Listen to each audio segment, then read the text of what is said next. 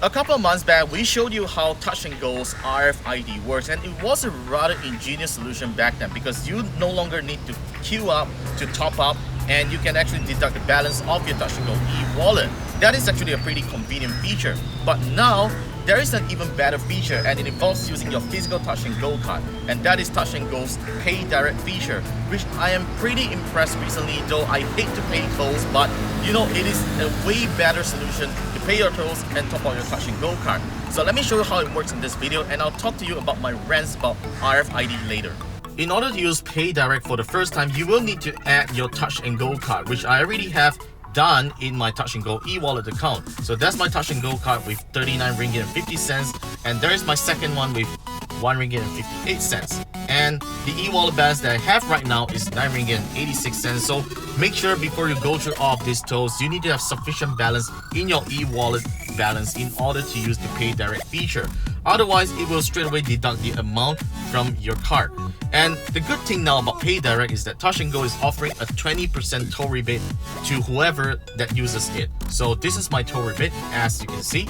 So I have 8 more rebates to use, which we're going to use about 2 later. So I'll have 6 toll rebates left. So it's actually pretty effective because it actually works. So let me show you my transactions as well. So if I go inside my transaction history, which I've actually used a lot of toll yesterday, there we go. This is all the cashback that Touch and Go has given me. Like this one is 1 ringgit and 30 cents, and it gives me 20% off the 1 ringgit and 30 cents, which is 26 cents. It's not a lot, but it's still cash. Right, let's start driving and show you how Touch and Go PayDirect works.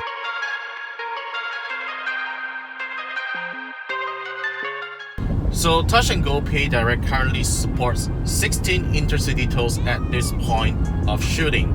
So they are slowly increasing it to about 20, I guess. So we'll be passing by 2 tolls. The first one would be ASUS, and the second one would be LDP, which is the toll that I guess probably a lot of Malaysians are using it every day. And these 2 highways are probably one of the most busiest highways in Malaysia that you gotta pay toll, unfortunately, despite being busy.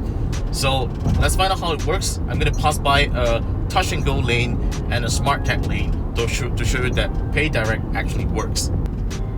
Alright, so we are approaching the ASUS toll.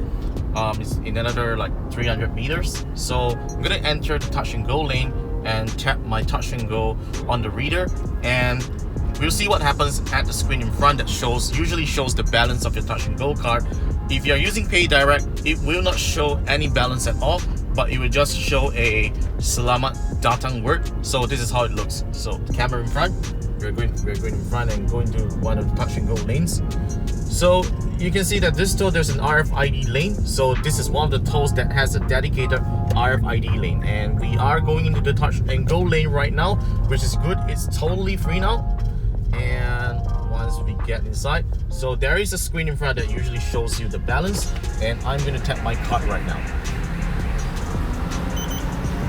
You see there is a Terima kasih word on the screen, which is usually not available if it is deducting your balance of the physical card. And now we are approaching the Smart Tag lane. So yep, there you go. LDP doesn't have a dedicated RFID lane, and in fact it is shared with a Touch and Go lane. So now we are going through Smart Tag. Let's hope that there's no trouble, because usually this is the lane where cars tend to get stuck if somebody forgets to reload their card, or the reader on the Smart Tag simply doesn't work. Look at that, the next lane. This is the problem when you use a Smart Tag lane. Okay, so thankfully this lane is fine, but let's hope it goes smoothly. Okay, so it's gonna be the same if you pass by the toll. And I'm gonna place my Smart Tag here. Look at this, there is a Selamat Jalan. So it's 2 different words. One is Terima kasih, the other one is Selamat Jalan. So there you have it. This is how PayDirect works on a Touch and Go card. So about my rants about RFID. So like I said, it was a really smart solution for not having you to queue up on toll lanes, causing traffic.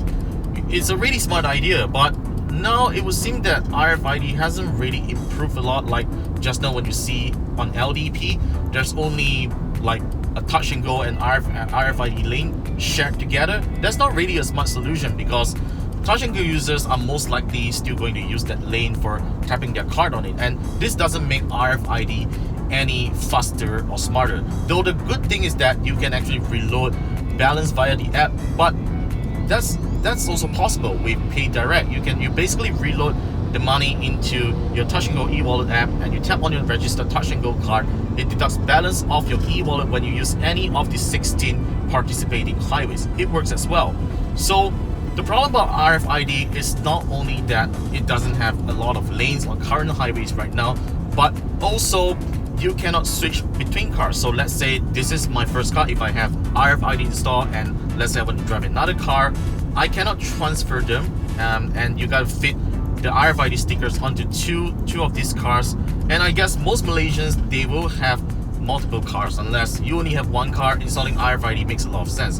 But here's the thing, why do you actually need RFID when you have PayDirect, where you can simply just go and purchase a touch and go card, just put it into a smart tag, or maybe use it to tap on the highway lanes? It just works as well. It deducts balance from your touch and go e-wallet. So it's kind of a contradicting solution when it comes to toll payment. I mean, let's face it, we still have to pay tolls every day, but I guess PayDirect is a more preferred option for me rather than going RFID.